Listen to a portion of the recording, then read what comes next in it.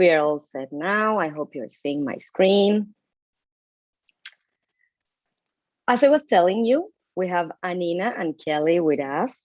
We are really excited to have this conversation with them. We're gonna learn so many things.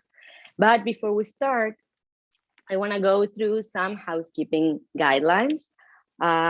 So first of all, as you know, if you've joined one of these chats before, this is supposed to be a conversation. So you can all turn your cameras on. If you want to unmute to participate, you can do it. But that being said, I've muted you all by default, so we avoid any weird noises on the background that may distract us from our conversation. But if you have something to say, please, we encourage you to participate. Regarding privacy, know that if you don't come off mute, you won't appear on our live streaming. So keep that in mind. And if you wanna ask a question or make any comments, but remain anonymous, keep in mind that you can share your comment or question through the chat box, but choosing my name from the drop-down menu. So I will read it. Last thing, you don't have to write down notes because you are gonna receive an email a few days from today with a link so you can rewatch this conversation. So you just have to enjoy and participate. That being said, I'm gonna introduce our speakers today, Anina and Kelly. We are so excited to have them here. So Anina, do you want to tell us something like why you're here, something about your background, what you're gonna share with us today? Yes, thank you so much, Melissa, for having us from Power to Fly.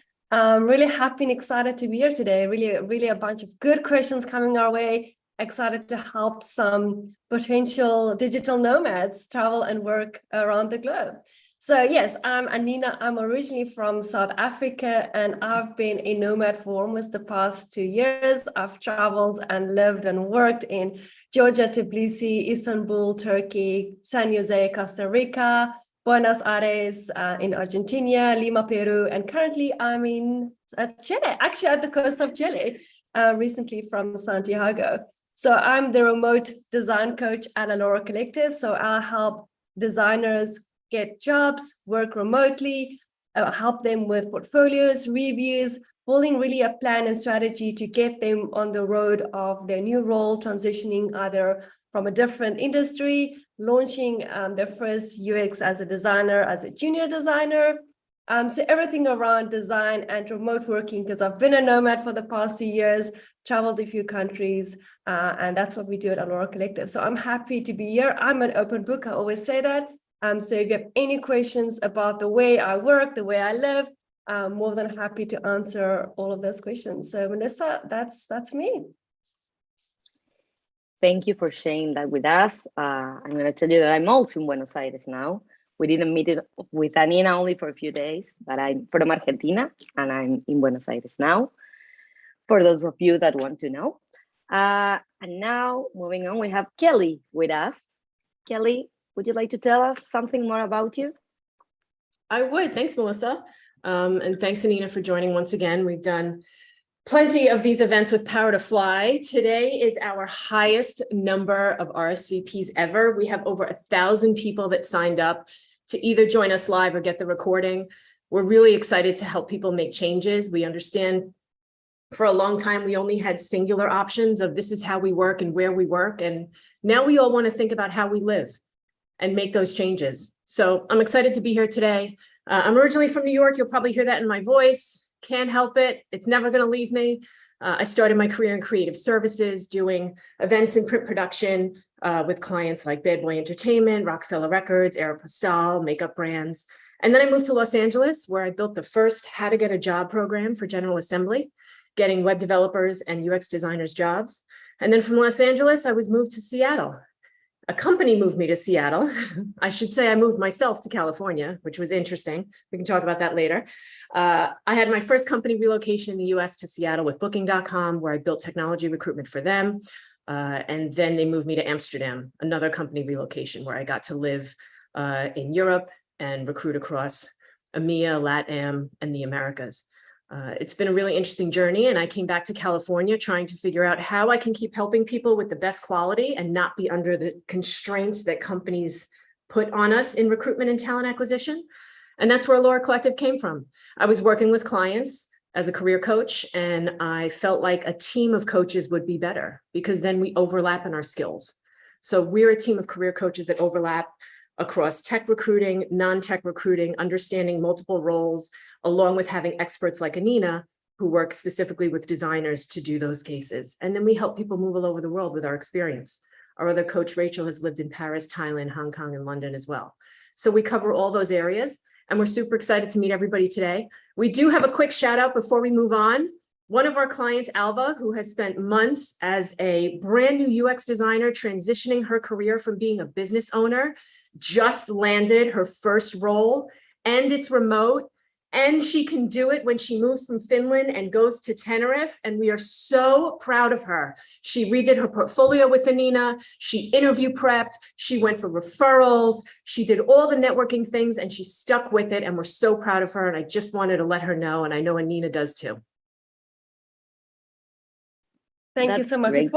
Thank you, Melissa. Before we go into the questions, Alva, congratulations. We did a lot of hard work, and I'm really proud seeing you landing this job. It paid off, and also your hard work that you put in showed in the end result. So well done, Alva, and of course to all our other clients that have landed roles as well. That's great. Thank you for sharing. The day was reading that email, Alva. Thank you for sending it. Took all the nerves about the event away when I read that email. So these are our today's main takeaways.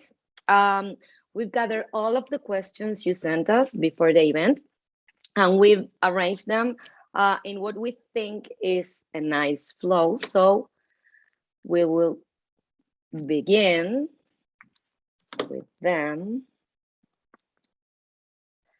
So let's start. Our icebreaker question is, when did you know you were ready?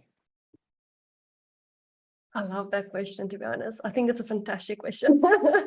Because if you're anything like me, I like to over-prepare and over-plan. However, if you do not action this, you actually will never be ready, right? So to be honest, I was mentally ready the moment I stepped into an 8-to-5 office job. It took me, however, quite some conscious planning to get to a stage where I felt comfortable. So for me, I was ready to take the leap when I felt comfortable, right? But comfortability means different things to people. So for me, it meant I need all my ducks in a row. I needed to understand, what does my budget look like? Do I have enough money to do these trips, right? So financial planning, the visas I required, tax obligations, and of course, projects and future projects. So I've chosen where I went strategically first, right? So my goal at first was to be a nomad, to be honest, is traveling around, seeing countries. But then I realized there's freedom and potential and opportunities if I've changed from nomading to traveling where I can build a future. Right, so I started my business abroad. I opened international bank accounts. I applied for residency because I really wanted to just be further than just traveling to countries that allowed my limited passport as a South African. Right, so right now I'm learning Spanish. Right? If you're a nomad, you don't have to learn maybe a third or fourth language, but it helps me while I travel in Latin America. So I've built a lifestyle around my goals, right? Everything has a purpose. And that's exactly what we do at Allora Collective. We help you achieve, if you are mentally ready, right? And plan and strategize so you can achieve your goals to work from wherever you want to, right? So mentally I was ready a long, long time ago, but I had to take that first actionable steps and have a plan and feel comfortable with that to take the step and actually go onto the plane and leave my country of birth. So that's Yeah. me. I'm not sure if Kelly would like to add anything else. That's what I was gonna ask. Yeah, in terms of how I knew I was ready, I always had this balance of wanting my freedom and my mobility and balance that with security. I always wanted to have my own business and not have to be in an office every day or not have to get up every day and get dressed and go somewhere and be on someone else's schedule. And I tried it a few different times. One of the first times I really gave it a go was in 2008, early. I started working independently as a consultant. It was a great summer. And then in September, if everybody remembers, it started in New York, Lehman crashed. And all of a sudden we were in a recession where the world threw up on itself. And I was like, not a good time to be an entrepreneur. But I ended up in an agency recruiting firm. And that's how I started to learn staffing and those elements. So I went back to company life. And then later, like I mentioned before, when I came back from Amsterdam, I was like, okay, here it is again. It's my time. Here we go. So I think getting ready also leads us into the next question, which is about how you get started, which is what Anina led to, which is doing the research, right? It's one thing to know what you want or know that you want to make a change. The next step is, what are actually my options? And that's really why we picked this chat today. That's why we drafted the content, because companies are shouting work from everywhere. And there's Instagram pictures of people on a swing in Bali talking about working remotely, but they're not explaining what that really means.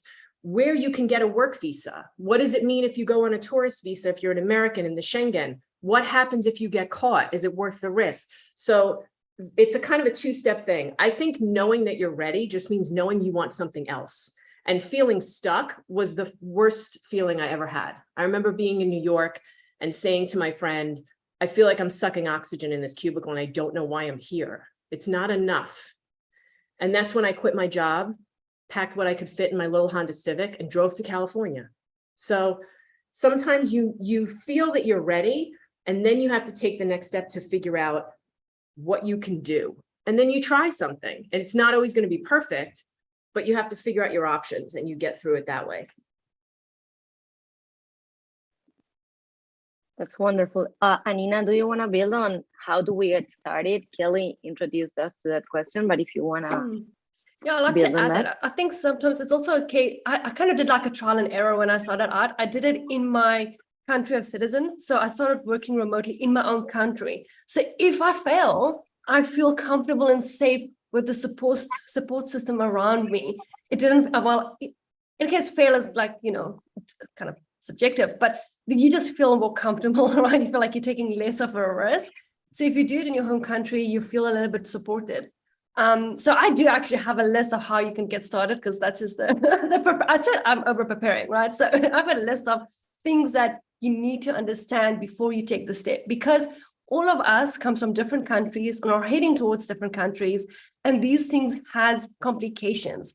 You might see someone else from the States going to a country and you're like, yeah, I want to do that. And I'm like, oh, wait, I cannot do that. I'm not legally able to do that. You have to understand the legalities of this. It's not just going for a flight to Europe and have a 3-month holiday and think, oh, that's it, I can work from anywhere now, right? It's not that easy. It really depends on your passport. So first question is, you have to be sure that you have a career or a job where you can legally and practically work from any country or any time zone, right? So you have to be on the same page. If you're an employee of a company, make sure you can do that legally from a company tax perspectives, right? And of course, if they allow you to work in a different time zones, not all remote companies is asynchronous, right? So that is something that you have to be sure about. If you're an independent contractor, your scenario might look a little bit differently. You have to then secondly know, where does your passport allow you to go, right? I took the personal options, like I wanted to make my life easy. I wanted to go to visa-free countries, right? Which meant it was limited. My passport has about 53 visa countries, which doesn't leave a lot to travel around with, right? But I understand where you can go with maybe visa-free at first. Then you need to understand how long you can actually stay in those countries. Some of them changes frequently. I could go to a country in Asia for 3 months, and now I can only go for 1 month. So make sure you keep tabs on how long you can stay in a country as well. If you do not want to go the visa-free route and you say, no, I want to apply for visas, make sure what's the exact requirements. Understand also the entry requirements. Because of the COVID, things has changed, right? So make sure you understand the requirements of the visas, you meet them, all the countries you're trying to visit, right? Then if you are doing multiple countries, take in consideration that you need to plan this before you leave your home countries. Some visas require you to be in your country of birth or residency to apply for them. So you have to plan ahead. You can't just go like, oh, I'm going here and then I'm going here, and then you might have a roadblock, right? And the last thing is, the most obvious one is check your internet speed of the place you're going to stay, right? Just because you're in Portugal doesn't mean all the places has the best internet. So make sure you check your internet. Airbnb has a really nice kind of feature that they launched recently that actually tells you the speed of the apartment, which is really nice. But if they don't, just ask for a speed test screenshot and you'll get a good idea of the internet. And sometimes the host lets you pump that up. I recently did that. I moved to Chile and I wanted to do the coast and I was like, no, the internet.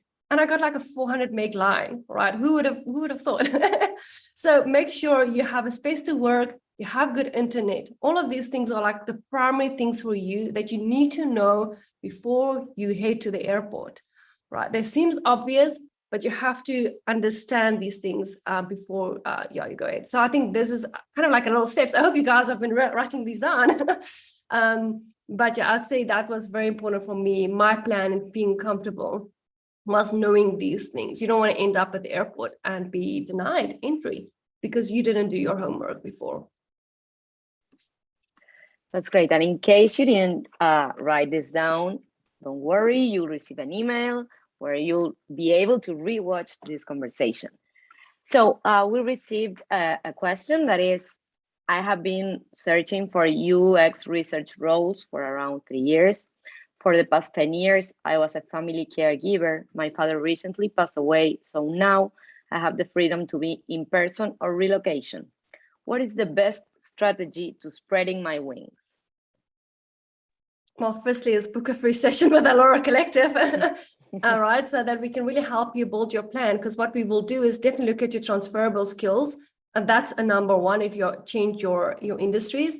And then we'll work out in a plan on some of your goals, companies that you want to target, places maybe you want to live. You know, what is the skills? We'll work on your portfolio. Make sure that you have a good portfolio that you can actually apply roles for. Align that with your LinkedIn messaging, align that with your cover letter, align that with your resume. So we create an entire package for you to make sure that you are ready to start the job process. I think a lot of designers just start the job process without even being ready for it. And that will be a lot of frustration for you.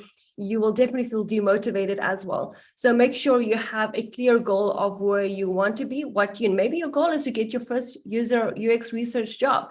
And we make sure that your portfolio is up to date. Remember, if you do remote, you are not competing just with your local talent, you're competing globally. So you have to make sure you're up to that standard so that you can compete in the international level. And that's exactly what we look at. I work with a lot of clients from the States to Europe to Asia. So I have a good understanding of what companies are looking for in their designers when you work specifically remotely, because there's a different skill set that you tend to kind of focus on as a remote designer versus in-house, right? So we kind of practice all those skills. We practice whiteboarding, we practice interview skills, which Coach Kelly can also have a lot of information and tips on that. But I think the best for you would be definitely to have a 20-minute free session with me, and we can go through some of those goals that you have and create an actual plan for you to land your first job.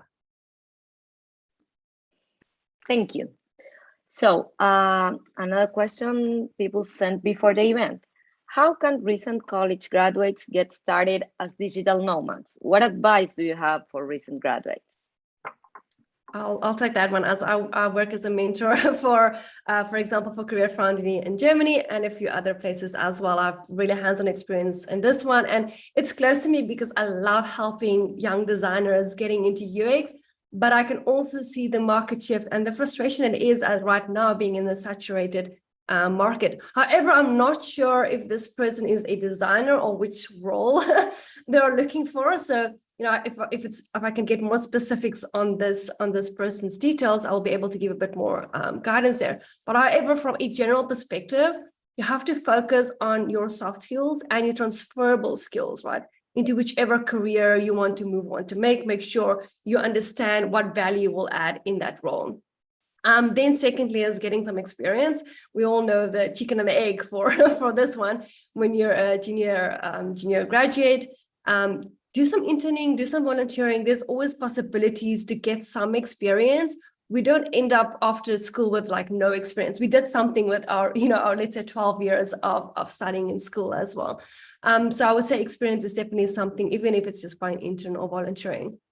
So yeah, so recently we've coached Alva, who just landed her job, and we focused a lot for her. She was a business owner, and using those skills to actually understand clients' needs and transferring that into UX and making sure that we crafted her portfolio and her resume and a cover letter to align for the roles that she applied for. So she also applied roles specifically to her skills and to the level of her experience, to make sure that she lands the role that she needs. And we also focus a lot on remote as she is now moving to, to Tenerife.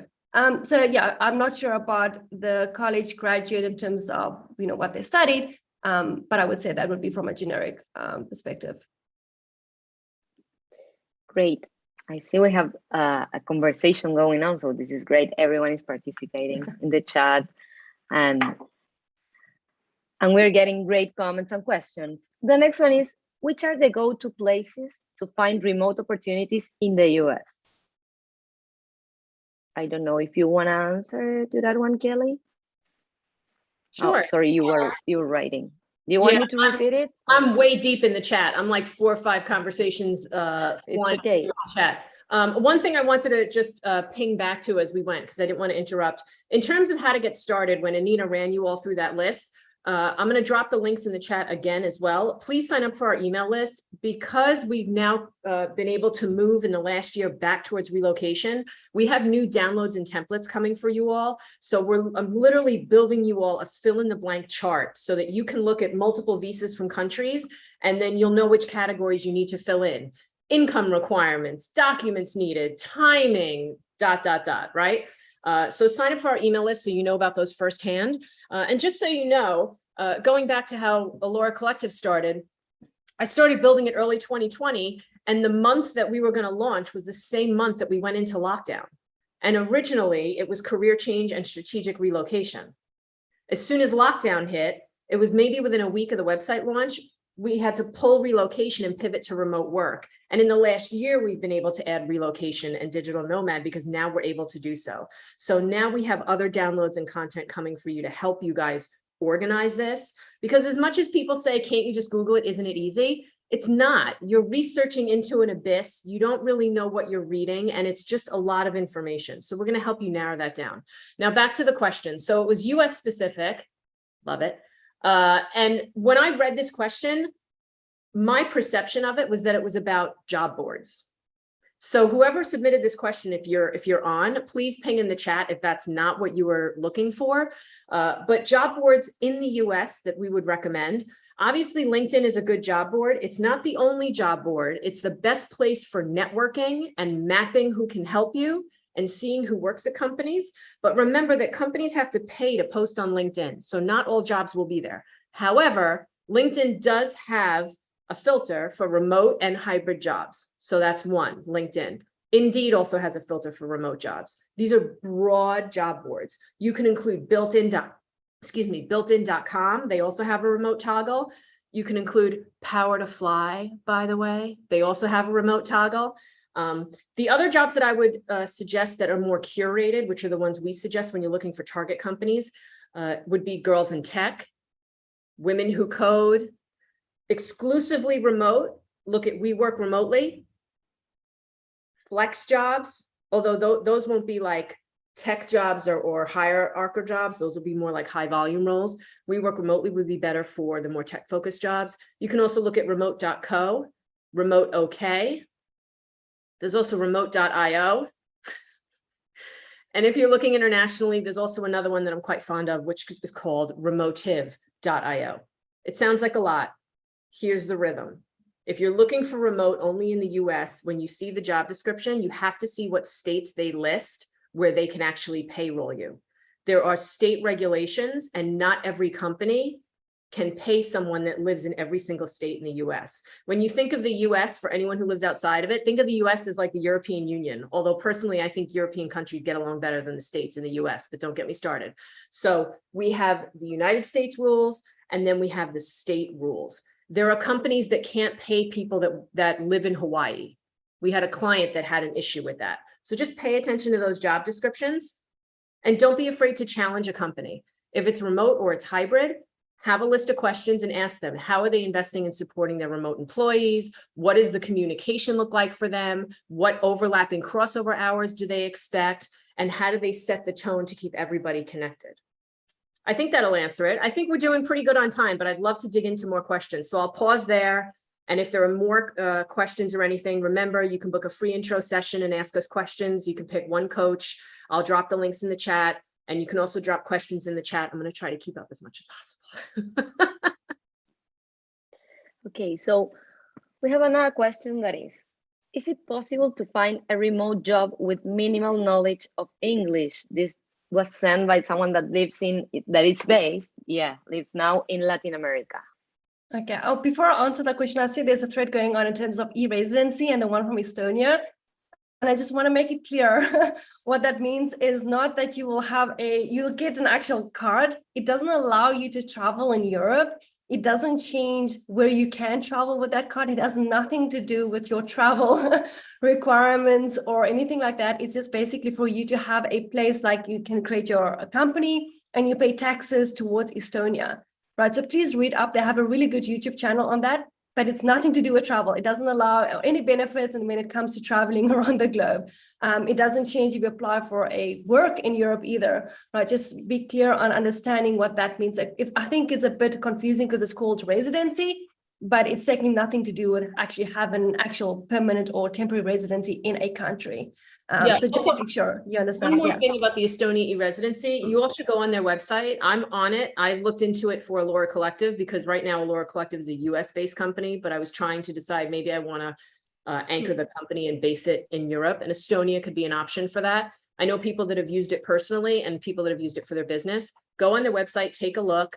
I get it all the time. They're actually doing a free Q&A tomorrow about e-residency. They do them every few weeks. So you can always ask them direct questions about what it means and see if it fits for you. Definitely, that's a good idea. Make sure first you understand what you sign up for. I think it's a good initiative and there's some really benefits that make sure you're the right person or company for that. And then in terms of Nomad visas, that's something different, right? So those are visas that allows you now to stay in countries for longer. For example, you can only go 3 months. Now you can go anything from 6 months to a year. For example, I think Croatia has, Montenegro has, there's a lot of countries that has Nomad visa. That's something different. That just allows you to stay longer with a different type of visa. Back to the question. Minimum in LATAM. Yes. So I definitely cannot predict the future, right? So I can't answer this in a definitive way. However, I can tell you that you will find a very hard time to find a role outside of, let's say, Latin America, especially because they're predominantly English-based. You will need to speak to your teammates and company and clients. So if you're looking for a remote role, maybe in Latin America, of course, speaking minimal English won't affect you as much, right? So if you're looking more for Spanish-speaking companies and teams, English doesn't matter. However, if you're looking more internationally outside of the Latin region, you will need to speak English. But besides that, let's say you do want to work for a Spanish company in Latin America and you travel to Europe, to States, to wherever, you will need some conversational English to just get you along, right? So most countries that you go outside will speak English. So for example, I'm learning Spanish, right? I'm not going to apply for a role in a Spanish company, but day to day for me to get around in Latin America, I'm required to speak some basic Spanish, even though I can't even call that basic at the moment, but I'm trying. So if you go out there and you want to travel the world, make sure the countries you go to, you can at least communicate just from a very lifestyle perspective. So the short answer, if you of course apply in a company in your language, yes. If not, then unfortunately, that won't be a possibility. Someone in the chat asked, how do you know if you can apply for a USA remote position when you want to work from Spain? I was literally just typing this answer, so let me jump in. I'll delete it. Hey, Sophia Western, thanks for asking. That's actually a good question. So it depends on two things. If you are living in Spain, are you a US citizen? If you are, then a company based in the US that is looking to hire someone full-time and payroll them, as we'd say in the US, or payslip them, as they would say usually in Europe. If you're a US citizen, then they can likely do that. But you're going to need an address that gives you residency in the US, in a state where they can pay you, in order to pull that off. If you are not, let's say you have a Spanish passport, or you're for a passport of a different country, and you're trying to apply remotely for a US company, your only option would be for a US company that's either using another service like Deal, DEEL, Remote, or Oyster, where they're payrolling talent from other countries using that third party so they can hire them. Or if the company wants to hire you as like a consultant contractor and just pay you cash, no taxes, no benefits, no nothing.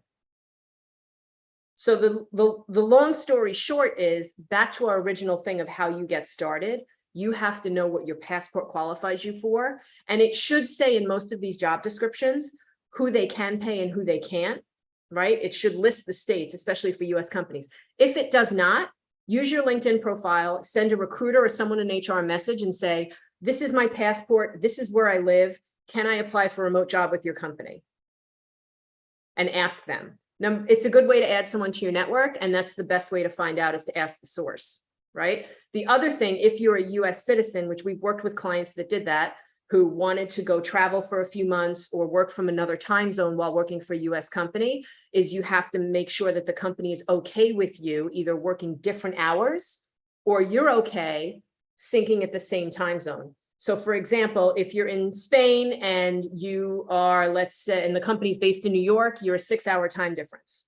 Are you okay working at night on CET time? If you are, which if you're in Spain, you probably are, because you're not going to eat dinner till 9 or 10 o'clock at night. You're fine. You can, not a big deal. But if you're in another place where you're like, I don't want to miss dinner every night and I don't want to work nights, then it might not work for you. So those are the things you have to ask about. Good question. Very good question. And that question and that answer should apply to anyone in any country thinking about working for a US company. What does your passport let you do? Is the company going to pay you, and how your tax is going to be figured out? And time zone. Let's keep going. We're up to like number 6, 7. Let's do it. Yeah, we had another question that was the other way around, because someone said, in terms of visas, and as an American, where should I start if I want to relocate to Europe? And the second part of the question, which is really interesting, is, should we wait to have a visa for applying to jobs internationally? Yeah, it's a personal choice. So one of the things that I look for in the way we built the team at Allora Collective is, not only do we all have the professional experience, we've all done it personally. I've recruited people, I've given them relocation offers and walked them through it across the US and internationally. And I've also done it myself. I moved across the US independently from New York to LA. And then a company moved me from LA to Seattle, and then Seattle to Amsterdam. And then I moved myself back back to LA from Amsterdam, or back to California, I should say. So there's different ways to do it. I think you should research both and figure out what you're looking for. If you're looking to go for, let's say, if you want to put your stuff in storage and just go for 3 to 6 months, travel around and come back, then maybe pitching your current company to see if they'll let you do that, instead of going after an application process, paying fees, getting documents, and going through that for a full-on independent remote visa, is better for you. Maybe you don't want, they called us expats when I did it, but I was an immigrant. My permission to work and live in residency in the Netherlands and Amsterdam was tied to the job that I had. And when I left that job, I had a limited amount of time to find another job before my visa would be up and it would force me to go back home. So those are, or go back to my home country. Those are your options. I would look for both. It's like a pyramid, right? If a company is looking to hire, it's going to cost them a lot less, and it's a lot faster to find someone in their local area or remotely across Europe, if it's a European company, than it is to find someone, move them, apply for their visa, get them over there. It could take 4 to 6 weeks for the company to get your visa. Then they have to move you, and it's a much bigger process. So it's possible, but there's less opportunities.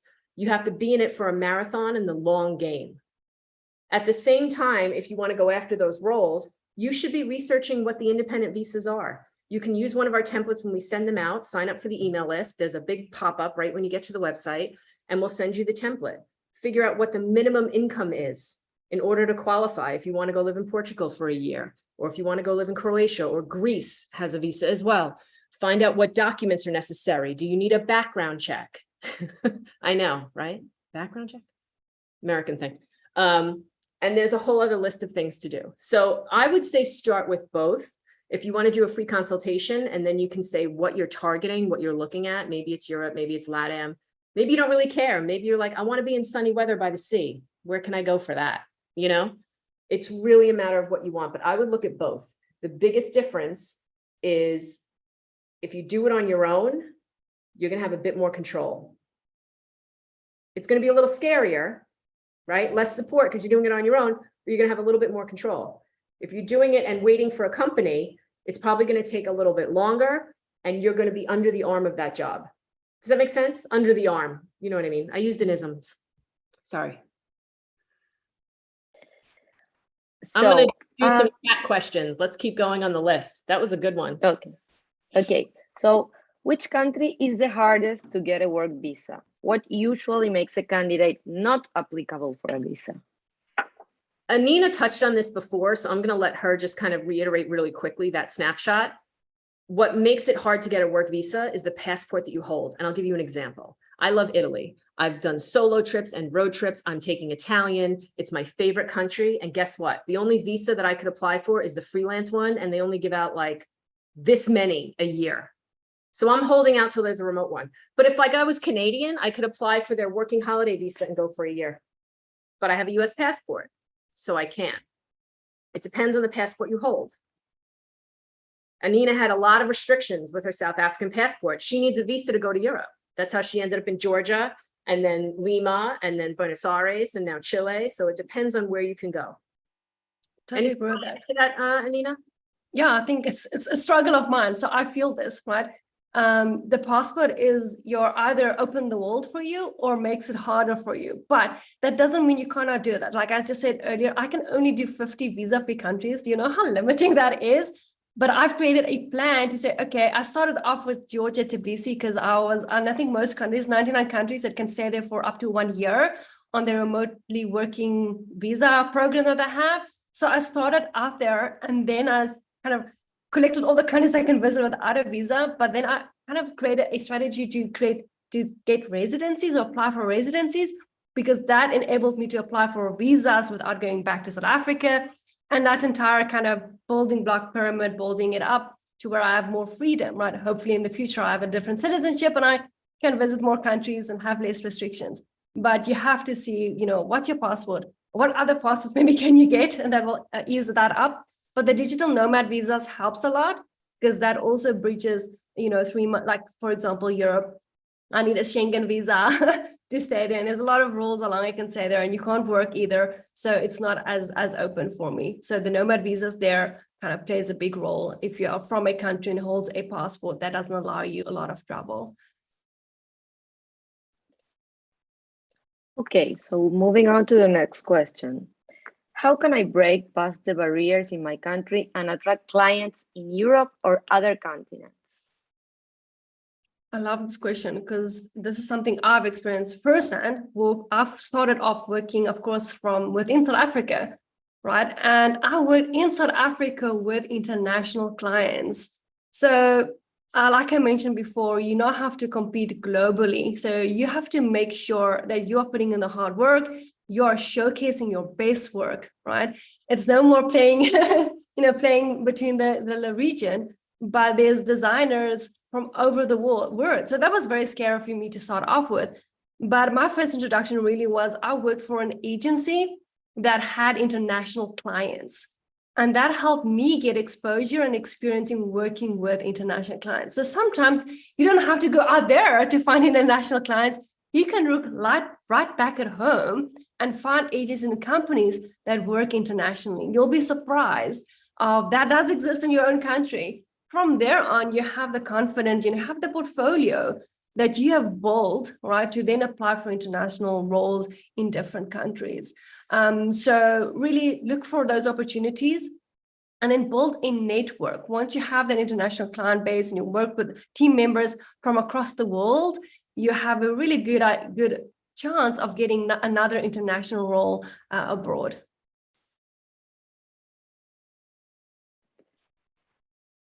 Great. That was pretty clear. So moving on, what is the best way to create a digital profile and market your services as a potential freelancer to reach customers all over the globe? It's a great question. I think Anina can touch on this as well. You know, starting your own business is an adventure. You have to do everything. It's not this, you know, glorious thing. It's kind of similar to people posting, you know, work from anywhere, and, you know, they're by a beach. Really, your laptop is surviving the sand and it's probably like 30 C and you're not sweating and destroying all your stuff. So minus the fluff, creating your own business or consultancy as a freelancer is a hustle. And if you want to do it, have at it. There are resources where you can reach customers around the globe, like Upwork, like Fiverr.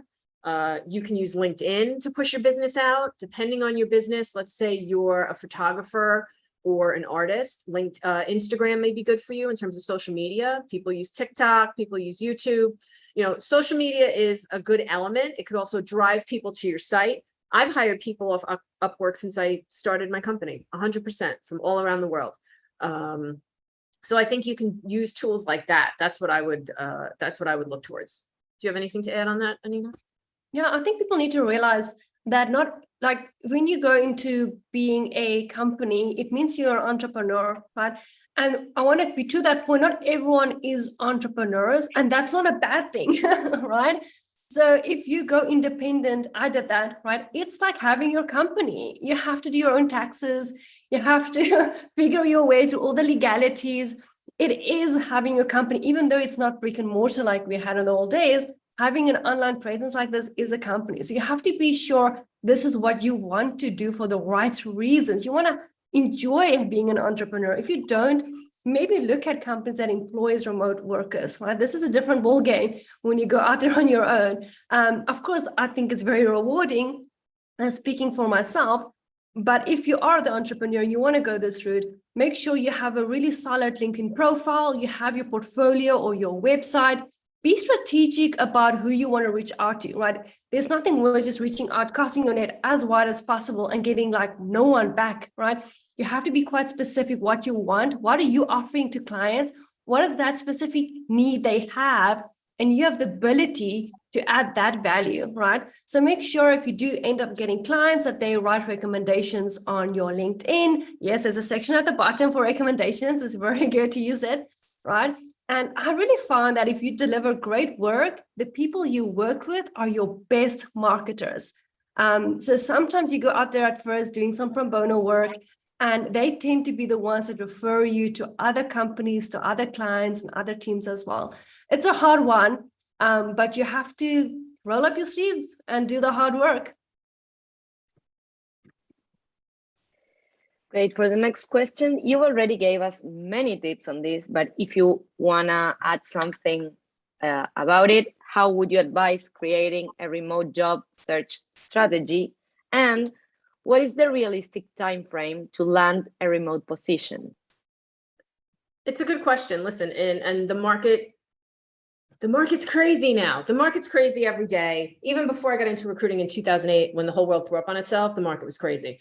But back then, I would say over 80% of the people I ever met really never had to apply for a job. It was more who you know. And this was before social media or any of these things. In my first staffing agency, we sometimes printed resumes and literally sent them by messenger to a hiring manager. So I'm talking way back. Is it good that things are digital now and you can apply and you can do these things? Yeah. Does it create a bottleneck? And then people go on LinkedIn and they see 200 applicants and they're like, how are they ever going to notice me? This is so depressing. So the entire job market has kind of been productized, let's say, by founders, by investors who always want to try to make everything into a machine, and they forget that there are humans on the other side of it. It's always going to be more personal for candidates. We are always going to feel worse. We are always going to have a hard time in search because we have to deal with rejection and no answers and feel like it really should be better and feel like we're just defending our skills when we know we have 10 years experience or even 2 years and we're good at what we do. But it's the game that we have to play. And that's why we're here to support everybody to get through it. We don't sugarcoat it. We will walk you through the low moments and help you chase the high. For a remote job strategy, you need to be organized and specific. You need to automate as many things as you can. And you need to not spend all your time doing one thing, right? You need to have a healthy strategy and a healthy practice if you want to go for remote jobs. Personally, I would also suggest casting a wide net, and I would go for remote and hybrid, because who the heck knows what a company means by hybrid or remote these days? You'll find out once you interview. And from our perspective, as you're interviewing and as you're job searching, every person you talk to is someone you add to your network that might be able to refer you or introduce you for the actual job that you get. You have to plant seeds. It's going to take a while. In a healthy market, it could have been 1 to 3 months, we would say a few years ago. Now we're seeing 3 to 6 months. The people that are posting on LinkedIn that come from a FANG or a pedigree labeled company talking about layoffs or other things or their struggles they're experiencing, they're going to land because they have that pedigree on their resume. We support them, but they are exception. The rule is a bit more of a grind.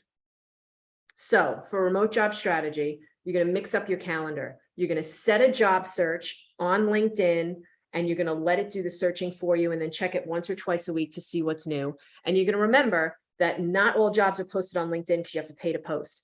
If you are if you are female, if you are a person of color, if you have anything in you that's curated and you feel makes you special, you're going to use curated job sites and job boards like we mentioned earlier. Power to Fly, Girls in Tech, Women Who Code, Tech Ladies. You're going to follow the Afro Tech event. You're going to look at Blavity. You're going to look at all of these organizations that are now candidate focused, and you're going to use those job boards to find target companies that are hiring remotely or hybrid. As you're applying for jobs that are remote or hybrid, you're blocking your calendar to not only apply for jobs, but you're also using your network. So before you apply, you are checking LinkedIn to see, do you know anyone at the company? If you have a first connection at a company, you're immediately messaging them, asking them for a referral. If they don't get back to you in a few days, fine, apply for the job, then send them another message saying, I just want to let you know that I applied for the job because I didn't want to get locked out of the inbox. Can you still help me?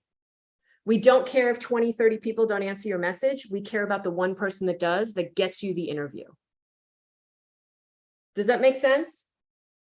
And as you're doing this, you're growing your network. You're planting seeds that will hopefully come through and help you 2 months from now, 3 months from now. If you get a message or they tell you the role closed and you didn't even interview, check. And then go after another role or ask them when you can check in with them maybe 2 or 3 months later to see what else is opening up. It's a hard process. It's a marathon, but you can get through it if you have the right tools around you and you keep yourself healthy. If someone came to us and said, listen, financially, I need something quick, then we would probably put together 2 strategies. One, to land a job for the minimal money they need to just get through it. Let's get the budget. Let's pay rent. Here we go. And another one for the job that they really want.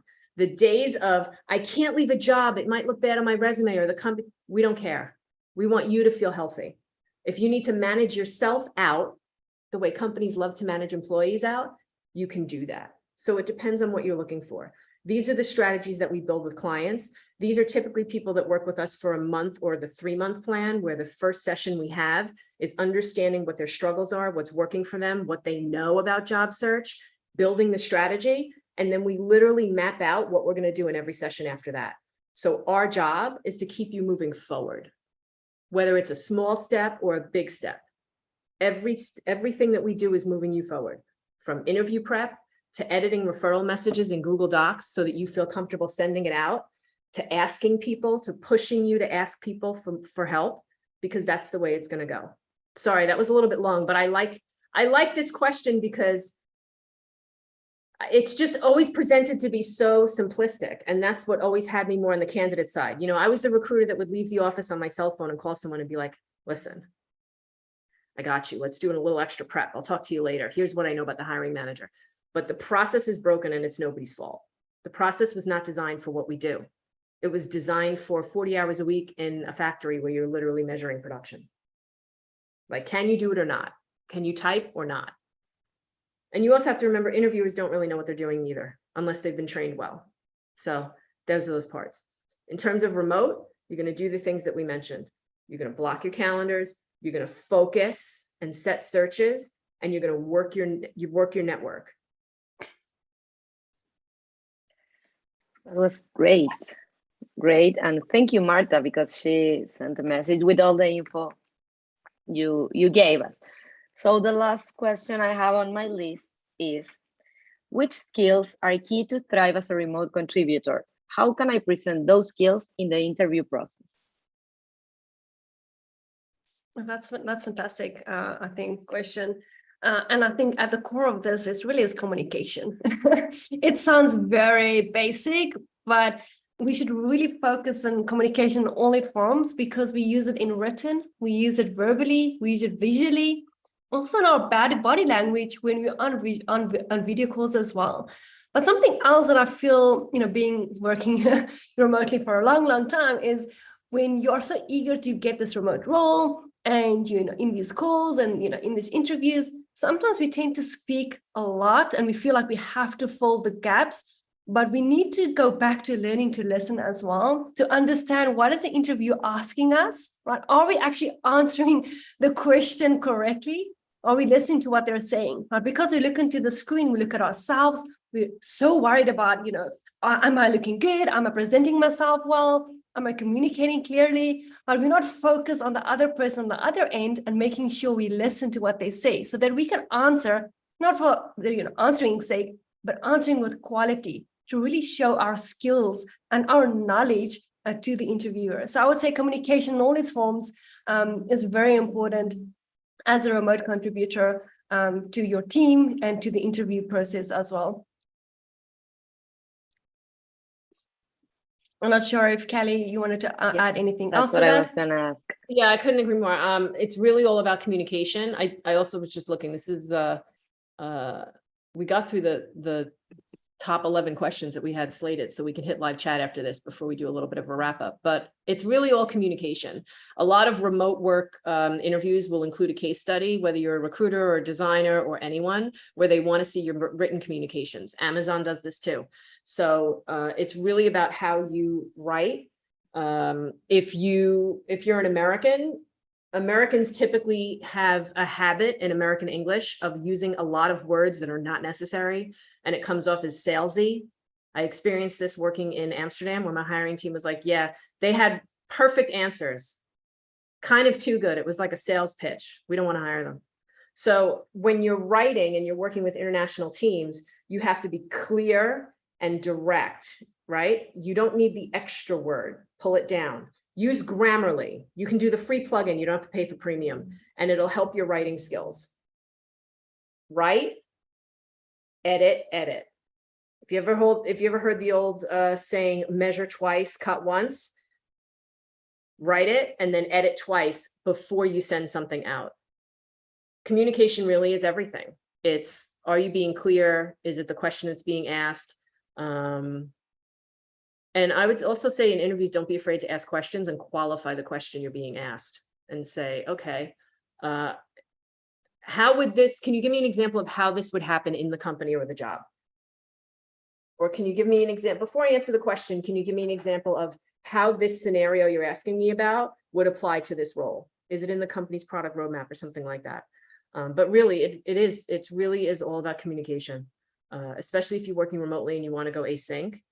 Your written communications have to be good. If you're using Slack, get it in the thread. Stop putting everything in the main channel, because you can't find anything and it's really annoying. And I experienced this recently and I was like, don't tell me you work remote and you know how to do this when everything is one long blob. If the question is about a specific topic, move it into a thread. Lead by example. and tell people when you interview that you understand how to do things like this. Use the send later button in Slack if that's what you're using. If you know that your coworkers are in a different time zone, you don't need to send them the message now. Schedule it for when their workday begins or when your overlapping hours begin. Use things, if you're using Gmail, use like Boomerang. Schedule emails to go out when your coworkers are, next morning or whatever it is, what the overlap is. You can use Spark if you're on Mac Mail. So these tools, keeping communication clearer and helping everybody stay organized, can make a big difference. I would talk about those if you're in an interview session, because a lot of companies aren't thinking about that or doing that. So I think it shows a bit of initiative and innovation on your part, that you're taking the time to be more organized and thoughtful with how you communicate remotely, whether they are doing it or not. Who knows? Maybe you could end up building policy for them in terms of how they communicate remotely. Okay, I see there's like 5 new messages in the chat. Woo! Y'all are on it. So yeah, I saw that, Melissa. So everybody knows, I think, on the chat, and they saw it from the post, Power to Fly is going to email you the recording. We are also going to email you after that when we get the list. We will email you a discount for our services as a thank you for signing up for this, because we really enjoyed the time with you. Like Anina mentioned, you can book a free consultation, a good 20-minute chat where we can give you some free advice and tell you about how we can help you. And you can pick one of us. You can book it with me, with Anina, or Rachel. We offer one with one of our coaches, not one with each of us. That's happened before. But we want to make the best use of our time. You can go to our website and do that, or you can wait for the email that we will send you. When you sign up for the email list, it's either the 2nd or 3rd email. You're going to get a free PDF copy of our job search message templates that give you scenarios and examples of how to start sending referral and introduction messages. If there's a job you find that's a fit, if there's a job you find that's the right team, but not your level, what do you say? And why do you message someone to ask them for help and add them to your network? And if there's no job posted, we give you a scenario for that. So take advantage of those free tools. You'll find more free tools on our blog, and we'll send you all the email list. We're really excited about that. And yeah, thank you all for joining us. It's been a really good hour. And, from the beginning, I really just wanted to help people live in different places and experience what I did. Unfortunately, I planned to leave the US when lockdown hit, so that didn't happen, but it kept me here to build Allora Collective. And then Anina and I actually met on the very first event I ever did with Power to Fly. And then maybe a year later, I was like, you should just be a coach. Why don't you just, come on over? So it's funny how the world works, everything, I find everything is patience, communication, and learning. And there's always a way, right? So if you're in your job search, if you're struggling, don't talk to people that haven't had to interview for months at a time that are struggling. It's like, as a single person, if I ask someone who's been married for 10 years, I hate being single, which I don't, I kind of like it. But they say, go online dating and go on Bumble and it'll be great. No, it's not. You don't know what you're talking about. So if you're having the struggle, talk to people that get it. So you can feel safe and they understand that it's hard and it's not your fault. It just feels personal. Anything else? Did I miss anything? Melissa, Anina? I'll take a breath now. No. Drop our link everything one more time. Everything was great. I don't know if you want to add something, Anina, to that. Yeah, I think I love that. I think it's easy to see everyone else's successes and then feel demotivated by your, I'm going to put in the quote, lack of success in achieving what they've achieved. But not all of us are starting at the same starting line, and we are all at different places in our journey. And unfortunately, you don't see that online. And that's why we are there, right? Because we've been there. I've been at different starting lines, different phases in my journey with a lot of struggles, right? But, you have to make sure, focus on what you want intentionally and be effective with your strategy, and don't just, go all guns blazing. And then you feel like, why am I not landing my job, right? You have to be quite intentional with what you want to achieve. And that's exactly why I joined Allora Collective, is helping other designers and other people that want to live and work remotely. And it's not always as easy as it seems, but we make it at least a little bit more bearable. And I will not let her leave. And listen, it doesn't mean that we don't have struggles either. I've called Anina and said, I have to get out of here. I need to get on a plane. This is not what I wanted. I thought I was going to move 2 years ago. I'm having a hard time. It's a lot. And she's there to listen to me. And when she's struggling and she's like, I wanted to stay in Lima, but now I'm going here and now I'm going here. And I love it, but I'm living out of a suitcase. It's tough. None of it is the fantasy, right? But when you have people that can listen to you when it's getting to be a bit of a drag and it's getting tough, that's how you move to the next piece. And then you just take one small step and move it forward just a little. So go to alloracollective.com, sign up for our email list. We'll send you more goodies and stuff so you can keep in contact with us. And the email will come from contact@alloracollective.com. Thank you so much. Melissa, you've been great. This is our first Thanks event. so much. Yes. 1,104 signups for this. Biggest record. We blew it out. It was Ever. amazing. We're doing it again. I cannot wait. Amazing. For sure. Thanks, Thank everyone. Thanks, you. Melissa, for having us. Thanks, everyone. Thanks, Anina and Kelly. Before we wrap up, I would also like to thank everyone who tuned in today here on Zoom or via our live stream on YouTube or our website. So I hope to see you all soon and have a great day. Rhonda, yes, we do help people transition after the roles. We work with expats, and I also work with expatriates when they come back to the US. So we can help you before or after. Anina and I have also been working with a client for 2 years through 3 different jobs, US, and then almost an international one, and then another one. So if you guys need help with your 90-day plan when you start a new job, or it's a new team and you have to make a presentation, we do that too. We can't wait to meet you guys. Find us on LinkedIn in the links. Thank you, Melissa. Awesome. Thanks, everyone. Thanks, everybody. Thank you too. Bye, everyone. Bye. Bye, everyone.